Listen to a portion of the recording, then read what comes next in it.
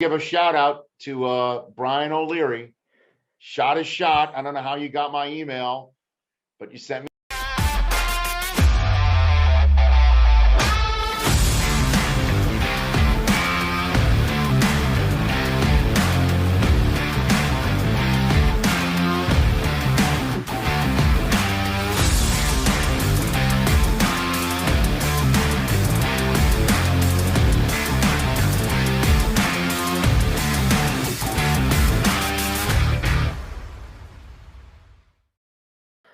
Diadich Kajay Martatu, Tame Gomoy, Tame very tired. Welcome to the Irish NFL show. For some reason I actually thought it'd be a good idea to go live then running after the draft, but clearly going well.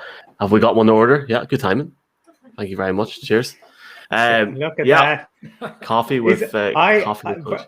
I think it's a good job. You are far away from the two gentlemen at the bottom of the screen, Michael, having organized this for 11 and then having a delivery appear from off screen, the two lads with kids. If the restrictions, when is inter-county travel possible? I mean, it's been possible for months, but sure, that's a different. There's been more Dublin cars up here in the last 2 weeks, boys. People getting their haircuts, or what's going on, or I don't know what's going on. Different conversation for a different show, boys. A pleasure to bring you in. We've a few guests coming up in 5 or 10 minutes, but I guess Colin, I'll start with you. I think tonight we'll look more at the second round, but just recap on the first round. What were your thoughts of last night? We obviously got through a 6-hour show. You feeling fresh?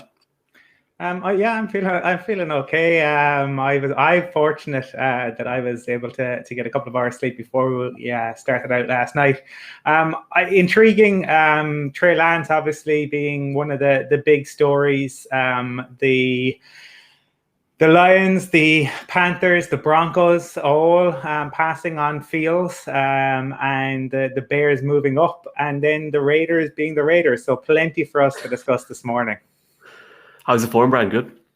Yeah. Surprisingly good for someone who didn't sleep for very long after we wrapped up just after 5 o'clock this morning, but it was actually a very enjoyable evening. And the draft brings drama and excitement and the unknown, and that's exactly what it did again. But two players in particular that I caught out this morning, we really should have known. Justin Fields going to Soldier Fields now. And if you spell Cam backwards, you get Mac. So Mac Jones, the new Patriots quarterback. It was written in the stars for both of them. And the Patriots didn't even have to do anything, didn't have to budge. Sat at 15. They were going to move up with the Patriots, with the Panthers. They were going to move up with the Broncos. They were going to move up with the Giants. Sat there. Bill Belichick and the dog had a nice evening and arguably got the quarterback of the future. Big Mac. Hello to Michael Lavery as well. Hi, Michael. Thank you for the comment. Go to bed, man. Go to bed. Tom and Mac attack. Mark. Can we see your war room again? Or you're in a different war room this morning? I'm in a different war room this morning, Michael, and thankfully the children should be awake at this point in the day rather than in the middle of the night and interrupting our draft show. But look, a big news for me obviously is the Mac decision. Big night for Alabama, really. 6 Alabama players taken in the first round. I thought Christian Barmore might be taken by the Bucs to set a new record, but they've equaled the Ohio State record of 2004. Trey Lance going to the 49ers, which was against many people's procrastinations and therefore contributed to Mac Jones tumbling down. I always love the day after the draft when you start seeing stats that you feel like you should have known beforehand. Trey Lance has the lowest amount of attempts of a quarterback in the last 40 years who have been drafted in the first round. So there's risk on that. Everyone knows about the risk on Zach Wilson, and there is still risk on Mac Jones. So lots of things. But what were the Raiders thinking? Eagles trading up for Devontae Smith was exciting. And sorry, Aaron Rodgers, your little prima donna trick didn't work. And the Packers still went ahead and selected Eric Stokes at cornerback to fix their defense rather than give you a shiny toy in Mr. Bateman or otherwise at wide receiver. Absolutely. Hi to the Irish Titans. Thank you for joining us, lads. Again, another big night of sleep there. Let's look at one topic to start off with. Obviously, the situation is still very much developing, and it'll be interesting to see what happens tonight. But Colin, the Aaron Rodgers saga, we went from thinking he was going to one place to another, and now he's still in Wisconsin. There really is jeopardy right now, isn't it?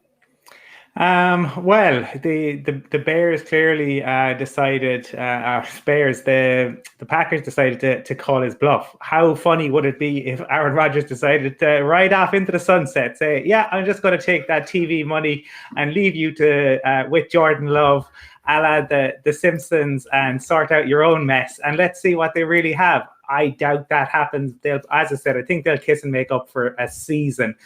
If it was going to happen this season, it had to happen last night before the draft was to take place. I was listening to the PFF podcast this morning, and I think the reaction seems to be that, you know, Mark Cockrell is spot on, and he's not going anywhere.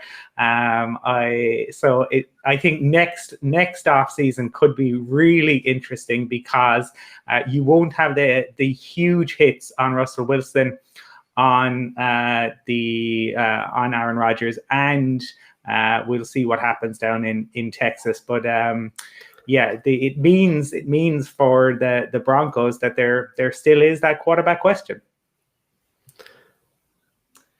Yeah, and I suppose it's probably he rolled the dice, or his agent certainly rolled the dice yesterday in terms of putting out all the stories in order to try push a deal through with San Francisco initially, and then obviously then the Broncos being muted, and even it got to a stage where the Seahawks were being muted. But it looks like every general manager in the league is getting asked whether they're interested in Aaron Rodgers, because even after the Giants did their press conference last night, and the fact now that the Giants have an abundance of picks next year with 2 number ones, the question went straight out: would you not make a deal for Aaron Rodgers and move on from Daniel Jones? So they quickly moved away from that particular question. So where is he going to go? It'll probably be next season, because the Packers can move him on, and it's a friendly hit on the cap. But it's probably not a surprise, because it was coming. Like you'll see in the background that there was a lot of disgruntlement after that championship game, calling out the coach and stuff. So it doesn't come as a surprise that he's not a happy camper.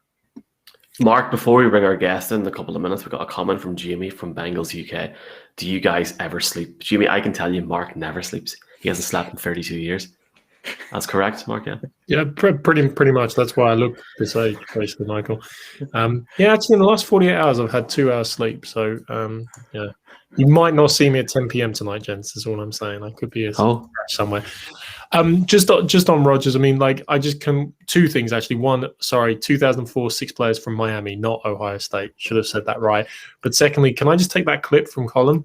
Mark Cockrell was right, and can we just play that on loop a few times? That feels. I think I said in this instance. I just heard the first bit of the sentence, but I want to move off Rodgers because he doesn't really matter. And actually, can we talk about 2 other starting quarterbacks? Even with all the moves last night, Bill Belichick immediately came out and said, "Cam's our quarterback." When Jarrett Stidham and Mac Jones are willing to challenge for it or ready to challenge for it, we'll have a look at it then.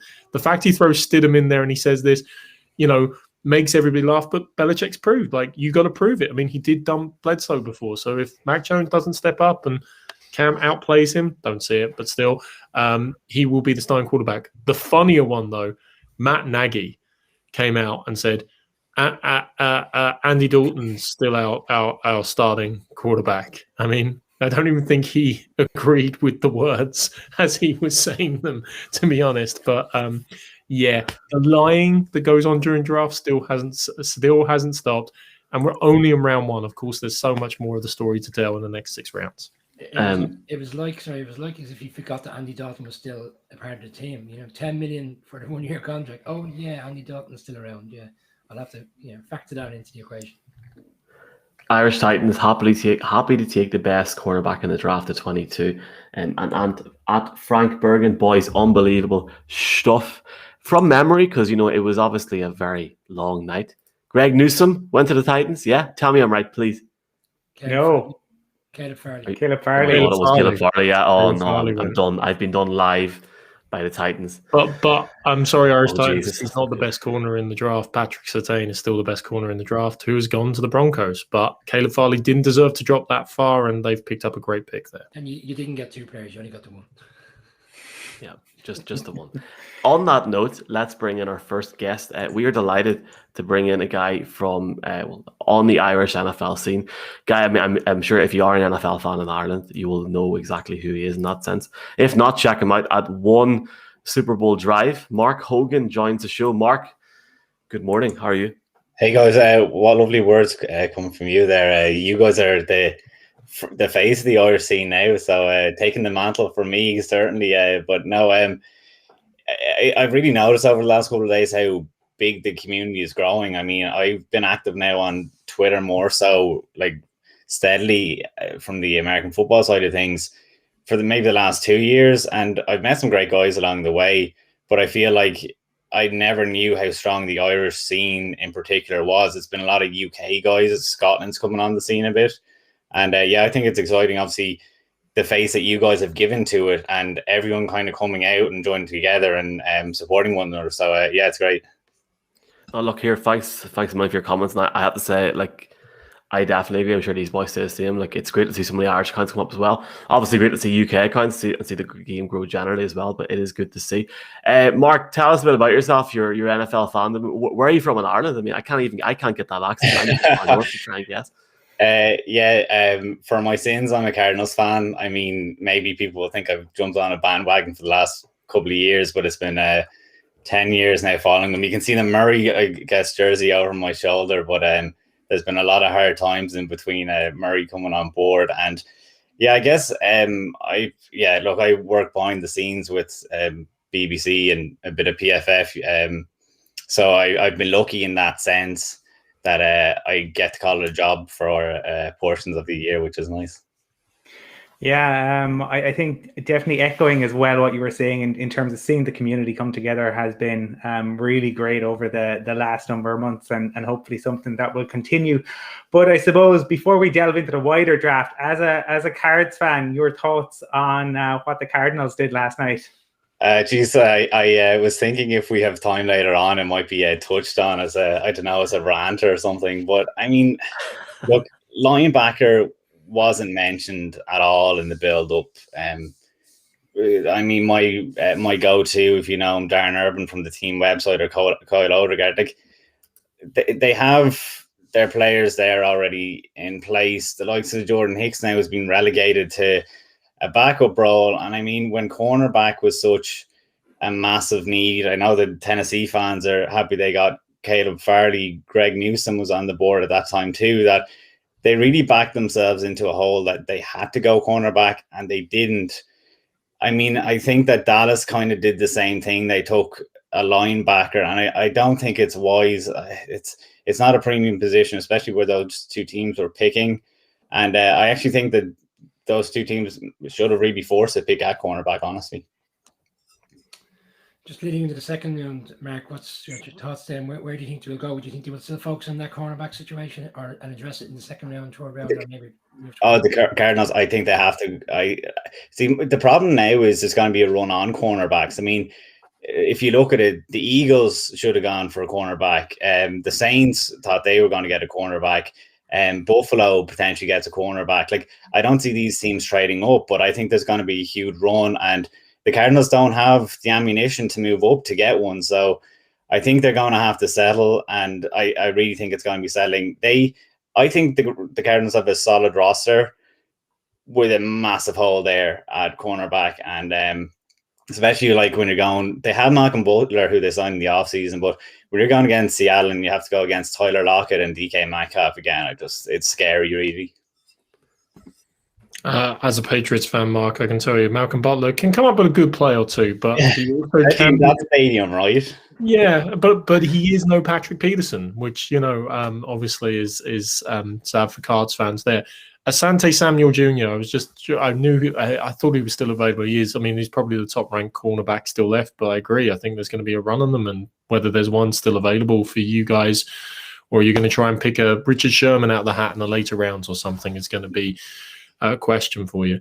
But Mark, I mean, look, there's so many stories and there's so many things that come out in the first round. I was just quoting the stat about Trey Lance and the lowest number of passes, but I love some of the under the line or below the radar stories that come up.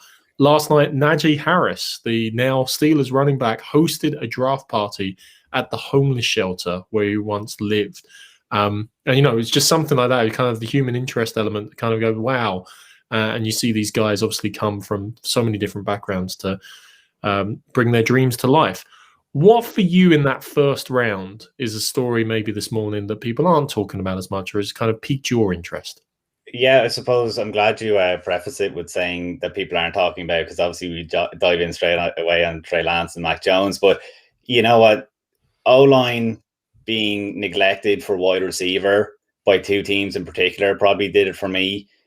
Cincinnati and Philadelphia both could have done with an O-lineman. Look, I'm probably pushing it a bit now, saying that Philadelphia should have gone for a tackle when they had Slater on the board there. But what really bugs me is that they traded up for a wide receiver when last year the Bengals and the Eagles quarterbacks were most sacked per game, that is, even because both of them ended up injured because they were so easy to get to. And I think that those positions should have been addressed. Cincinnati definitely should have. They had Sewell fall to them. And I know the talk was all along that they wanted to get Jamar Chase back with Joe Burrow, but I just thought you had to be wise. Like, you're not trying to win now. I mean, you can compare it to, look, there's so many ways you can compare it to Deshaun Watson in 2018. In his second year, he had 62 sacks and he had DeAndre Hopkins on the field, like a solid wide receiver, but he does 62 sacks and everyone's giving out, you need to get protection for him. Minnesota has fantastic wide receivers, but their offense can't hit the same heights. That offense should be a top 5, top 3 offense, except for it doesn't get the protection for its cornerback. We saw in the Super Bowl the importance of having protection, because it doesn't matter how good your wide receivers are and how good your quarterback is. If you don't have pass protection and you're left scrambling,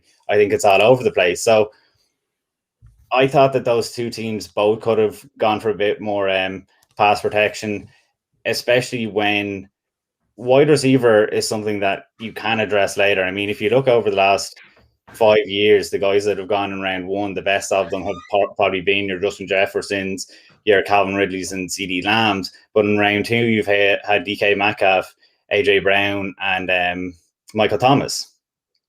So it's like there was depth there to be gotten in day 2.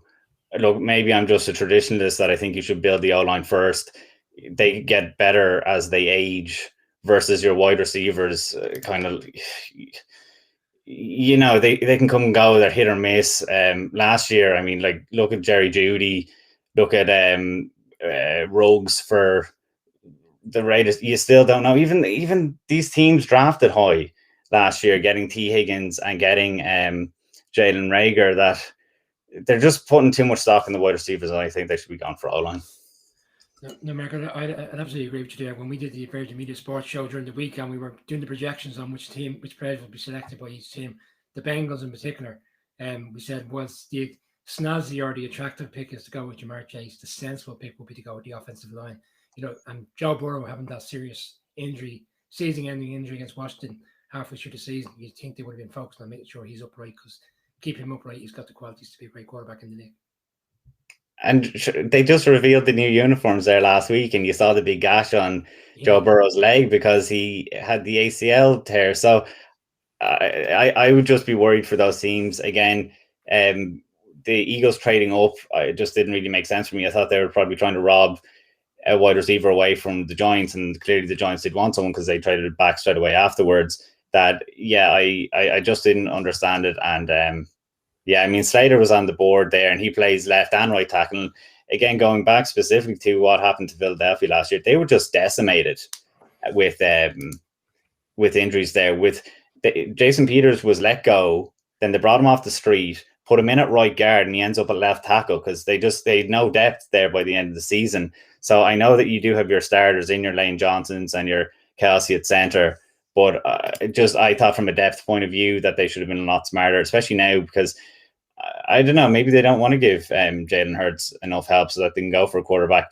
When they traded up, I thought they were going for Justin Fields, honestly. So maybe they're angling to get a quarterback in the future anyway. Gents, it always reminds me of David Carr coming in with such great hope. 49 sacks in his first season, 68 sacks in his second season. And when his brother eventually came into the league, one of the things he advised him on is go somewhere that actually has an O-line. And obviously Derek saw what David had gone through, and much maligned. You've got to protect these guys. And that's why I love the Chargers move last night as well. You protect Justin Herbert, you protect the franchise. Simple as that. And which do you need to build first, I suppose? Like, I know that Justin Herbert has the weapons around him, but again, they're being smart about it, and they're looking back at what historically has been happening with these teams. And again, going back to Deshaun Watson, how the fan base would be crying out if your quarterback shows talent and your wide receivers show any good signs, everyone's going to be screaming for offensive line. The Chargers won't go through that. Now, I know I talked to guys, Chargers beat writers this offseason, and that was the hole that they had to go through. No one really will talk about it now because I know it's not a sexy pick to go for offensive line, but it's just smart building, and that's why they're going to be competitive this year, I believe. I think we've got time for another question each, if that's all right, Mark.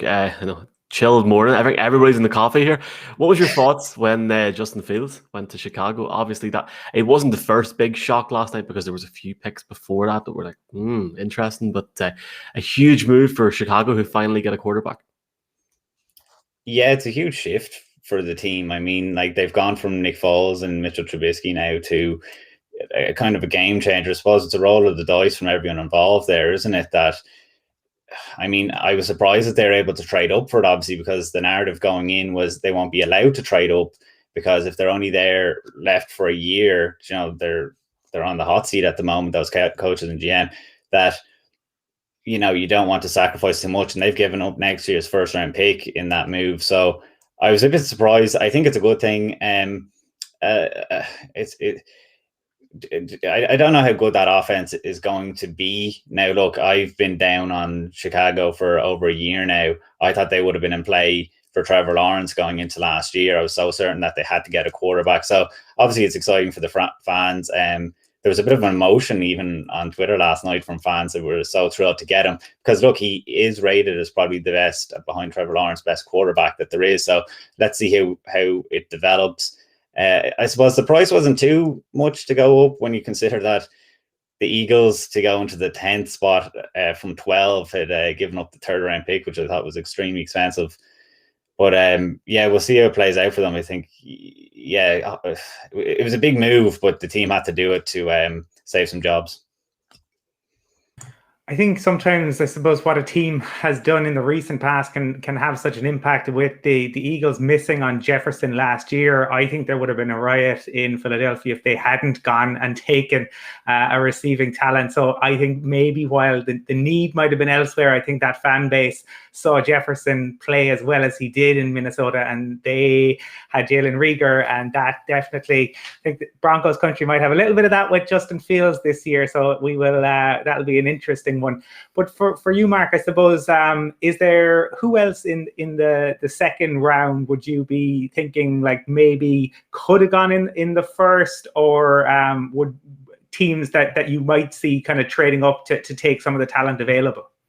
Yeah, honestly, Colin, I suppose I know what I know from watching the last year play out, and I know team needs versus actual players. I don't watch college. I'm listening to other people's opinions for the last 2 months on these guys coming out of college. So I suppose it wouldn't be fair for me to say who should or shouldn't go. I mean, I was surprised that I got the first 2 draft picks correct on my mock draft picker. But I suppose, yeah, the prediction from me would be more so whoever the guy is, it's going to be cornerbacks later on, you'd imagine. Mark, off the draft to a certain degree, the Aaron Rodgers situation, I know Mark is probably fed up at this stage, was discussing it, but sure, look, it's someone else's opinion. Throw it in there. Do you think you'll get the move at some stage? I don't think I'll get the move because we've seen how Russell Wilson and Deshaun Watson has been playing out this offseason. Now, Deshaun Watson was derailed for different reasons, but I think that Aaron Rodgers is the important. I mean, I would side with him. As I got a few texts yesterday when it happened, kind of asking my opinion. I said, well, first off, the Packers are so attractive to watch with Aaron Rodgers specifically. Like, he's a great character. So if they trade him away because he's hurt over what's gone on, I suppose they become a bit of a volatile organization. I don't think I'd be wishing them well so much anymore. But I understand where it's come from. He's not getting the guarantees in his bank account from off the back of the MVP season. they put it down a mantra last year, like, prove it to us that you deserve to stay in this team for a long time. And he did. And I think he should be rewarded. And for them to turn around and say, would you take a pay cut? It's nonsensical to me. I think, it's probably the problem with not having an owner. I mean, it's a public team and all that it's, what's the general manager's name? Gudenhurst, is it? And Ryan Gudenhurst, yeah. I think, it's a problem. Sure, LaFleur himself has kind of sided with Aaron Rodgers, saying, that he didn't have too much to play in that Jalen Hurts pick last year. I think it's a tough situation that they find themselves in, but that's the summer/spring that we've had now with quarterbacks and franchise quarterbacks, that they seem to all be getting a bit, all over the place. And it kind of, to tie it back into the draft, I'm kind of glad to see that the Atlanta Falcons have stuck with Matt Ryan, because, the talk was that they would go for a quarterback. And instead they went with Kyle Pitts, and that offense still has a few more years. And it was also the narrative that Matt Ryan isn't worth his money. Well, that's kind of where the money is at right now. And I mean, not that he's been a servant to the game or anything, but he's absolutely serviceable himself and Aaron Rodgers. And I don't understand the infatuation at the moment with the NFL to move on to younger guys. I understand it's in a bit of a flex at the moment that people do want those younger quarterbacks, the more mobile quarterbacks. I don't know will there always be a place for these prototypical quarterbacks that we're so used to at the moment. I presume there would be, but I think it's shooting yourself in the foot if you think, let's move on to a younger guy just for the sake of it, when we have a Matt Ryan or Aaron Rodgers and we just don't want to pay them. I also understand that the rookie wage scale has a lot to do with that, but in these cases, I just think you have to pay Aaron Rodgers. He's an absolute superstar. Yeah. Mark, I mean, the grass is always greener, and that's obviously by some of the infatuation, but the grass is always greener for Aaron Rodgers as well. Like, I mean, give me another team that would go 13-3 in back-to-back years with a coach who's organized as well as LaFleur there. So hopefully the prima donna calms down, and all these franchise quarterbacks understand this isn't the NBA. They don't actually have player power in relation to it, and the franchises own their asses, to be blunt about it, because they do. However, we can't let you go without talking about your team one more time. And looking back very briefly at last season, obviously 6-2, amazing start. Cards were my dark horse. I thought they were going to make the playoffs, but obviously it fell apart there. 4 losses in 5.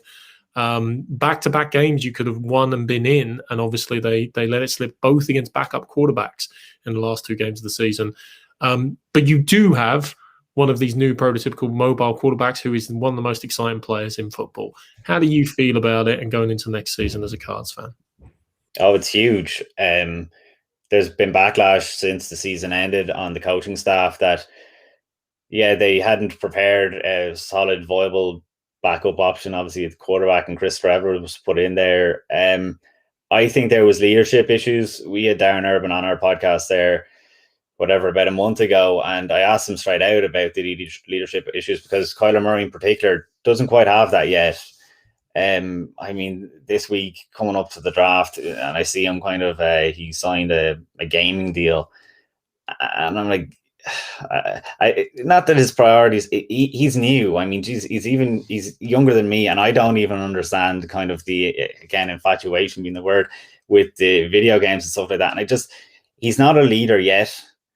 He is a great skill set, but there's something, an itch that I can't quite scratch with Kyler Murray so far, that it hasn't bonded the team so far. I think that, maybe we were spoiled having Carson Palmer and stuff to look at for years, even Kurt Warner before that they were just such solid, typical, you knew what they were like. And I just think of Kyler Murray's, there was an incident last year where he was just visibly upset with his tight end for just missing on a block. And like, he was irate about it. And like, it wasn't good for team chemistry is kind of what I'm trying to say. That I think there's a lot of potential there, but it's a massive, massive year. And again, that cornerback hole doesn't help, because the offense you saw last year was great out the blocks, but then they kind of struggled. And I don't know, Cliff Kingsbury might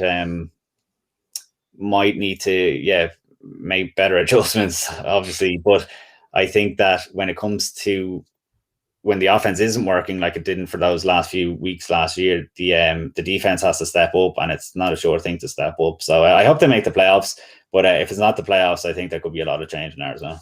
They've put too much into the season for it to go pear-shaped. Yeah, well, at least he's not Matt Leinart or the chosen Rosen, Josh Rosen. Oh, there's been a lot worse than that, I'll tell you. Jeez, Kevin Cole, Drew Stanton, it's been a horrible look. It's also great for these quarterbacks. I mean, those quarterback needy teams that are after getting their quarterbacks.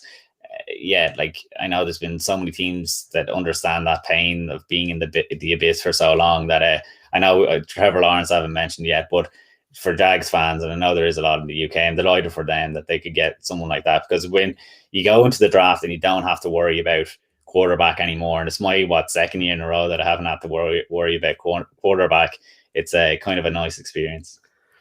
Mark, Ed, it's been a pleasure having you on here this morning, man. We'll definitely have to do it again sooner rather than later, because I've really enjoyed listening to your insight. It's actually kept me going this morning because I am pooped. But thanks a million for your time. If anybody wants to check out Mark on social, @One Super Bowl Drive, and Mark, hopefully chat to you maybe in a few weeks. If you, I may be great to have you on again. Yeah, best of luck. I was hoping we get into some Denver Broncos talk with Colin today, especially they didn't get their quarterback and they went for a cornerback. I was hoping to dive into it maybe another time.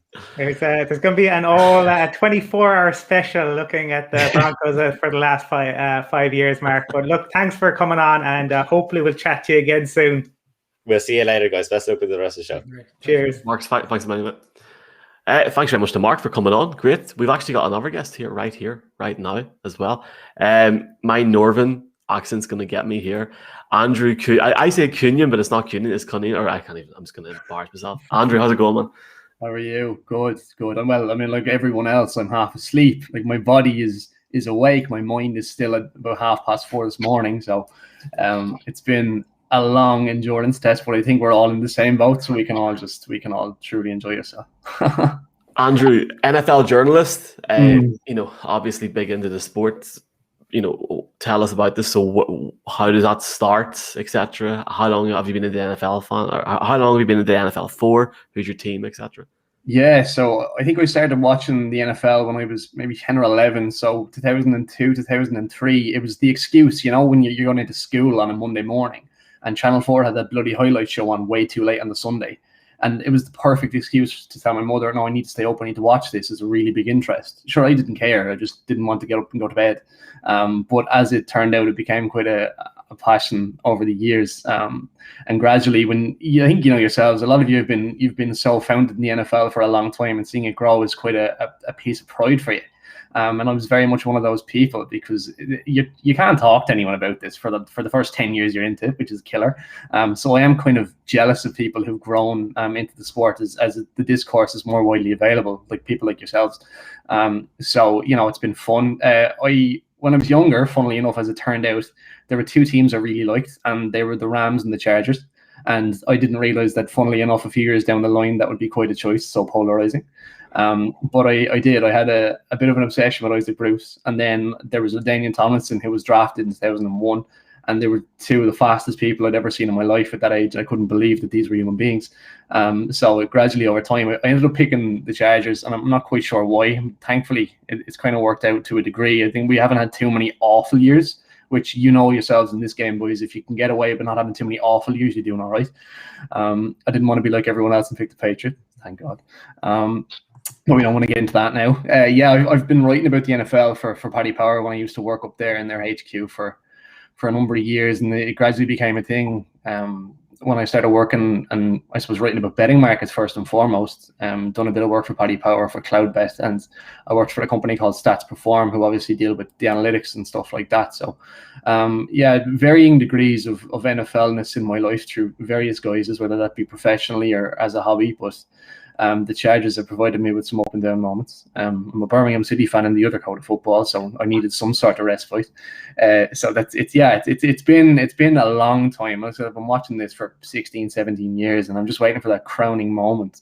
I'm from Limerick as well, so thankfully we have the local game here that's going to suit me quite well. So it's been a long time coming, and hopefully after last night we're on a fast track to something positive. Yeah, I suppose just looking at last night's pick as a Chargers fan, your immediate reaction to that pick. Yeah, surprised he fell there, if I'm honest with you. It always seemed viable. And you see drafts where you see, oh yeah, no, Slater got 13, and you don't want to get too excited and too hyped up for it because you know the disappointment's always around the corner in this sport. But the more I saw it, Sewell was always going to go at 7 if they didn't trade out. I thought that was the obvious decision for them, for Detroit. I like Carolina at 8. I really enjoyed it. I honestly, I thought Horn was the best defender in the draft. I really enjoyed him at South Carolina. I thought he was super. People tossed and turned with the argument with Surtain. I think Surtain is a better press man. I think he's probably a slightly better athlete, whereas Horn is a bit more instinctual. I thought Surtain, I actually watched this with a Broncos fan last night. So I saw the entire roller coaster from about 10 p.m. till 4 a.m. And it was a great night to be an AFC West fan that wasn't a Raider or a Chief or a Bronco. So I had a great time. I watched the Broncos' hopes and dreams burn by about 2 o'clock. Then I watched the Raiders pick Alex Leatherwood at 17 when he probably would have been there at 117. And the Chiefs didn't have a pick, so I couldn't complain. Now it was good. Look, to me, I think everyone knows, I was listening to a bit of the conversation previously when we were talking about do you go receiver or tackle first. Can't throw the ball to the receiver if the quarterback's crippled on the ground. So it didn't bother me. I thought there's a lot of discourse. I know Daniel Jeremiah was keen and said that Slater might have been the best offensive tackle. I don't know how much I agree with that because he does some of the color comms for the Chargers. Maybe he kind of had a bit of an insight that they wouldn't be there for them. So you're always going to hype up the pick that you thought was more likely.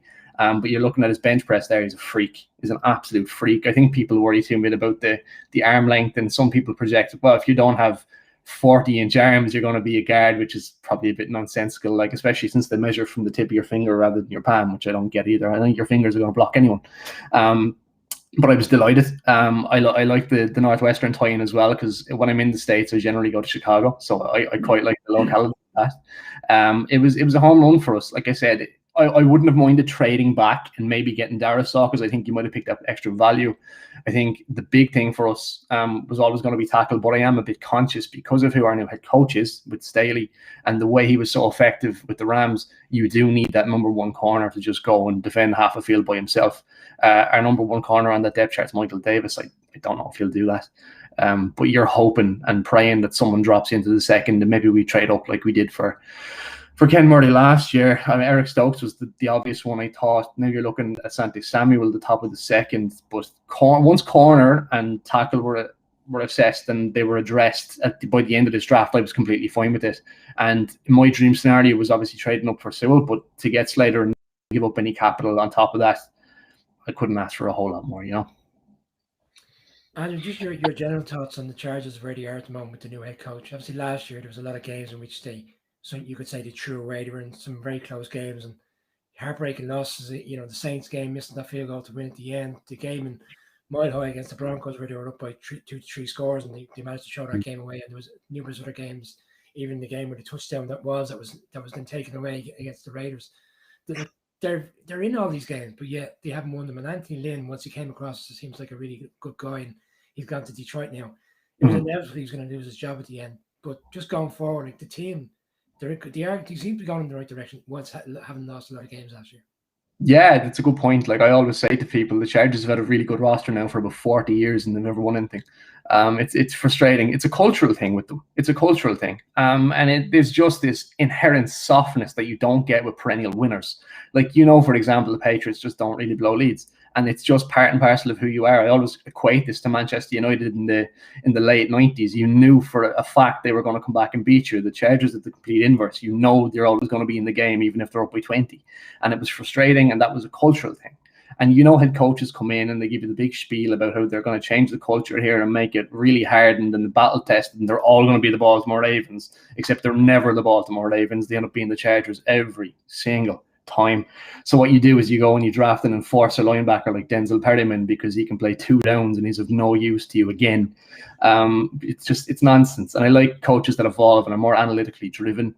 Because ultimately the smarter you are, the more you're going to win a game. There was a 5-year period in the NFL where if you had a tight end and you flexed him out, got 1-on-1, you were going to win every week. And people just kept ignoring this. And I was just like, anyone that can look at these X's and O's and be obvious about it, you're going to be progressive and you're going to win games. Gus Bradley, who was, look, for a long time, that Gus Bradley trio defense and that cover 3 system was the way to do it. And you had those rangy corners, your Shermans and your Cam Chancellors. That Seattle thing is, people are going to be talking about the Seattle defense for 50 years, because it was just the perfect culmination of scheme that was new, and it was the perfect personnel to execute it. When you don't have the personnel for that, it becomes really predictable. And when you're in a game and you're playing bend, don't break in cover 3 every single week, you're giving Drew Lock a chance to win a game. No offense to anyone here, but you shouldn't be giving him a chance to win a game when you're winning late in the fourth quarter. Doesn't have the pose, doesn't have the bottle, doesn't have the skill set, and somehow they've managed to give it up to him. And they did this, and that's not a slack on Drew Lock. I've been near his high school in Missouri. It's a lovely place. But it just, to me, it didn't make any sense how you could constantly play down to your opposition every week, and yet people still say you're a good team. They're not, and they hadn't been. So Staley, coming from the McVay side of pragmatism, I'm hopeful for. But the big one for me was getting rid of Gus Bradley, and we've shipped him off to the Raiders. It's even better. So they get to go and be really predictable for 4 years. It's brilliant. But no, it's the cultural shift. So it's now analytics based more than the fake character nonsense that they come up with. And we've gotten a defensive coordinator that isn't Gus Bradley. I didn't care who it was. Play more man coverage and blitz more. Bring more pressure. Manufacture it. Don't be constantly relying on Joey Bosa to be double teams, because you're only going to win 1 in every 15. And now there is a real sense with Herbert. You're not going to waste him, because you're not going to be passive. And if you're passive with any quarterback, whether they're Hall of Famers or they're rubbish, you're going to end up losing closer games all the time. And hopefully that's the end of it now. Andrew, I was upset about your original jibe at the Patriots, but you've made up for it with 2 wonderful jibes back against the Broncos. So, the slate's clean. It's all good. I love the fact you brought up Tomlinson's pick in 2001. I mean, ultimately 2001, that was potentially one of the greatest drafts of all time, because you got Tomlinson with your first pick, and then you got Drew Brees with your second pick, which was the first pick of the second round there. Fast forwarding a little bit now to modern times, I think you've had a great free agency personally. Corey Linsley was a brilliant pickup to protect Herbert. Obviously, other pickups at guard. Obviously, the Slater pick. I said it last night. I'll say it again. I love it. I think it's great. You protect the franchise first and foremost. And you've alluded to corner. But what else do you feel? I mean, the Chargers have never lacked for talent. As you said, they've had a great team for 40 years. They've had great quarterbacks during this period of time. They've had great pass rushers. They've had great tight ends, but they've never gelled it together. What do they need other than corner in the rest of the 6 rounds to come to help take that team to the next level? I think it's funny to double down on this, but I think offensive line depth. You need a really good swing tackle now. It's not enough. You know this yourselves. Look at the Chiefs and how they were exposed in the Super Bowl. They should have won that. They were a better side, I thought, and they were more equipped to win that Super Bowl. The spread suggested as much. But if you don't have 8 or 9 very capable offensive linemen to slot in and play wherever, then you're going to be as bad as the other team's worst pass rusher. I always make this point. And the Chargers need to go, and they need to get depth now. Again, like I said, that standout corner needs to happen.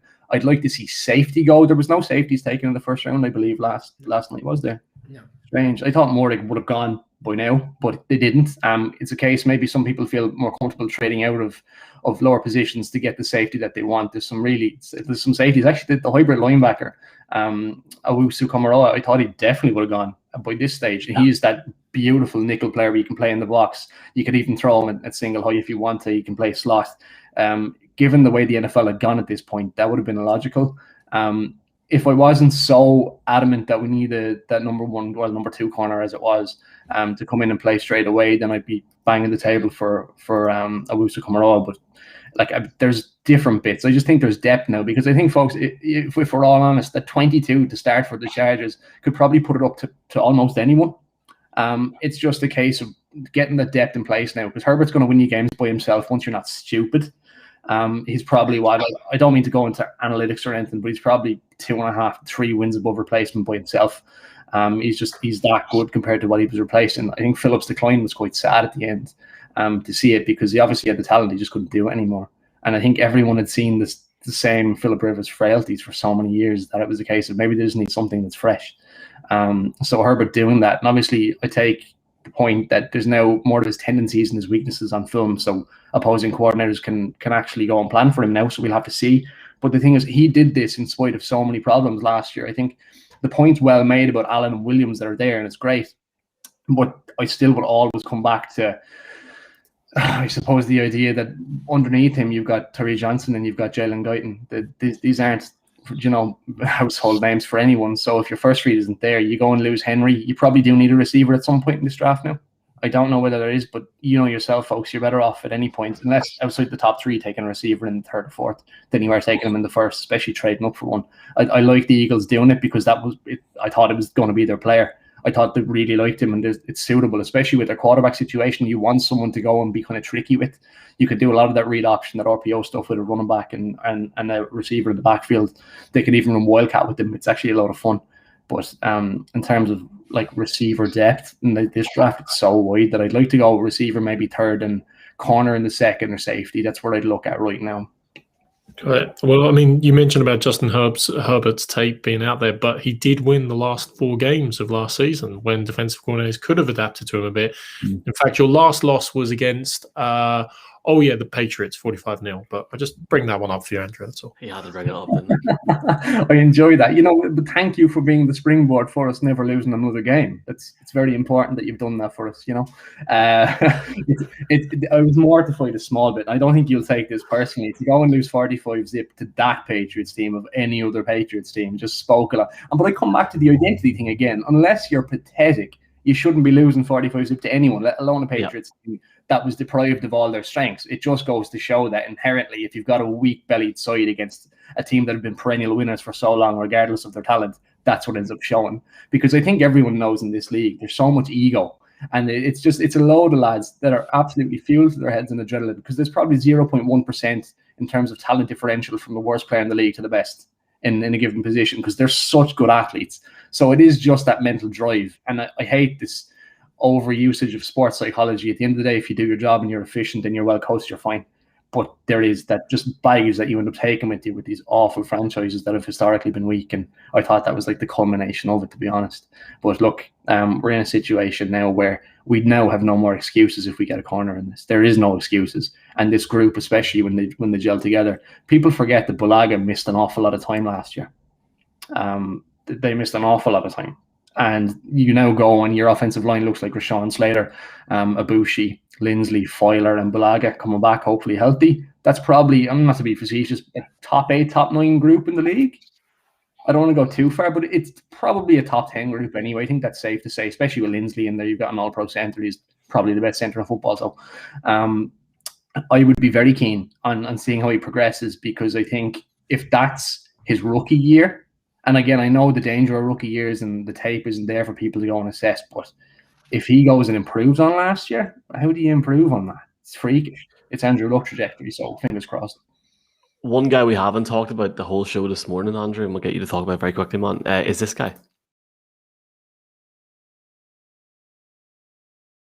A little dander. He's like walking the mass there. What's your take on that pickup for the Patriots? I love it because I think it's a statement more so than anything else, because I think for a lot of the time the Patriots were in danger of losing their fear factor if they didn't go quarterback again. And for them to possess, I don't care if he's the worst quarterback in the class. The fact is they've now made a statement to go out and get someone, and they say, we're not going to be this soft touch for 10 years. We have a rebuild in place now. And you're not going to see Cam Newton's body wither away for 60 minutes every week. It's kind of hard to watch. I liked him, but I'm one of these very strange people that actually preferred him over Trey Lance for the Niners. I'm not saying I preferred him as a prospect, but Shanahan's window, with the contract situations they have, and Trent Williams being as old as he is, for them to win a Super Bowl, I think they needed to do it in the next 2 years. And schematically, and again, it's all about his footwork with Jones and how to operate within systems that are decided for him. And he's obviously highly intelligent and stuff. I thought that was the quickest path to them winning a Super Bowl, whether it was clean or not. Them going taking Trey, who I think we know of the quarterbacks who were in the top end of that draft, he's the rawest prospect and will take some time to develop. I don't know if he gets that in the first 2 years. So I think the Matt Jones pick, if he fell to a board at 15 and the Patriots didn't take him, I think a lot of people would have been surprised.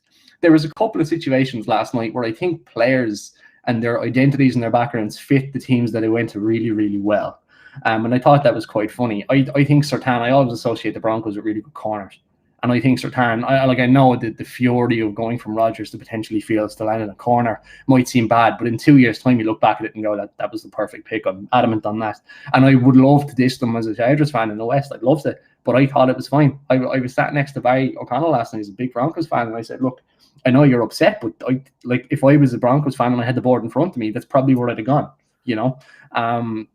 So I didn't think that was a problem. I went and I looked and I saw Mac Jones go to the Patriots. I was like, that's just the perfect identity matchup, isn't it, really? The same thing with Mike Parsons going to Denver, because if anyone had any sort of moral compass, he wouldn't be playing in the league at all. So, of course, it was going to be Jerry Jones picking him up. So it was just funny how the various matches. I thought Zaven Collins was that rangy linebacker to come in and replace kind of Hassan Reddick and stuff for pressures on third down, playing either Sam or Will, depending on where they want to put him. There was just a couple of players I thought really fit the identities of the teams they went to. Jason Allway going to Baltimore is beautiful. And Mac Jones is just another one of those, because let's be realistic. Is there a franchise that you trust more to go and develop him than New England now? I don't care if he's not toolsy. I don't care if it's not pretty. He's going to be efficient. And you know yourself, if you can teach him the checks and the motion, the Patriots, bar Julian Edelman, for a long time really struggled with drafting receivers and picking up in the good ones, the efficiency that were there. If you can go and you can dictate personnel, and he knows where to motion out an extra receiver to go and get someone on the slot for a size difference, you can teach him that. And all of a sudden, the throws that he didn't have on film or the overthrows don't become issues, because you've got an unbelievable tight end. He's got two of them, by the way. The bizarre offseason that was the New England Patriots, but he's now got two tight ends. Where if you put them in dual slots or whatever, if you go four wide, no team really has that perfect nickel corner or that safety hybrid. No team definitely has two of them. So what do you do now? All of a sudden, you've got these really easy completions for Jones, and if he gets in rhythm, and you know that Alabama offense is all about rhythm and timing. If he's in rhythm and timing in New England and they're doing the right things that they did for Brady for the last 20 years, I genuinely think he could have the best rookie year of all these quarterbacks. Honestly, I would not be shocked. Now, do I think he's the long-term answer for any other team? Probably not. But I love Mac Jones because I don't want to be hipster about it, but I thought he was a perfect fit for a couple of teams. And it really made a ton of sense to go into a timing offense. And he's landed in one of them. And I like it. He'll be looked after. He won't be overly exposed. They're not going to do it to him because they know what they have now. And in a lot of ways, I don't mean because he definitely probably wasn't the 15th best player in the draft, but he was probably the best situation for them to go at 15.